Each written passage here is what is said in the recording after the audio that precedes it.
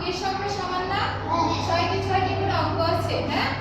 এখন এই দুইটা সংখ্যাকে আমরা যদি তুলনা করতে চাই যে কোনটা বড় কোনটা ছোট, তাহলে আমাদেরকে কি করতে হবে? দেখো, আমরা স্থানীয় মান হিসেব করব। কি করব? স্থানীয় মান হিসেব করব। এখানে দেখো এই প্রথম সংখ্যার জন্য একক, দশক, শতক, হাজার, অযুত, লক্ষ। কত লক্ষ বলো? 7 লক্ষ, ঠিক আছে? আবার একক, দশক, শতক, হাজার, অযুত, লক্ষ কয় লক্ষ? 7 লক্ষ।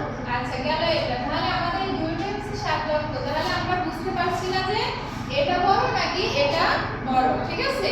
আচ্ছা, এরপরে আবার দেখো এখানে অযুতে কত আছে? 6। এখানে কত আছে? 6। তাহলে এই দুটোও সমান। তাহলে কি বোঝা যাচ্ছে না যে কোনটা বড়? যাচ্ছে না। এরপরে কত আছে? এখানে 5। এখানে কত আছে? 9। এখন এই দুটো কি সমান? না। তাহলে এখানে বড় কোনটা বলো? 9। যেহেতু আমরা এইটা বড় পেয়েছি, এখানে 9 হচ্ছে বড়, সেজন্য আমরা বলতে পারি এই সংখ্যাটা হচ্ছে বড় সংখ্যা এটার চেয়ে, ঠিক আছে? তাহলে আমরা কোন চিহ্ন বসাবো বলো? এই চিহ্নটা। যেহেতু এইটা ছোট, তাহলে এই কোণাটা থাকবে কি এটার দিকে, ছোটর দিকে। আর যেহেতু এই সংখ্যাটা বড়, তাহলে এটার মুখটা থাকবে বড়টার দিকে। বুঝছো? তাহলে এক অঙ্কের সংখ্যা যদি সমান থাকে, তাহলে আমরা কি সিস্টেমে করব? এরকম স্থানীয় মান হিসাব করে করে তারপরে আমরা তুলনা করব, ঠিক আছে?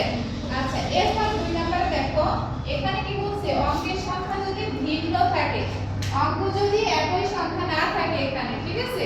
যেমন এখানে দেখো কয়টা অঙ্ক আছে? 1 2 3 4 5। এখানে কয়টা আছে? 5টি। আর এখানে কয়টা আছে? 1 2 3 4 5 6।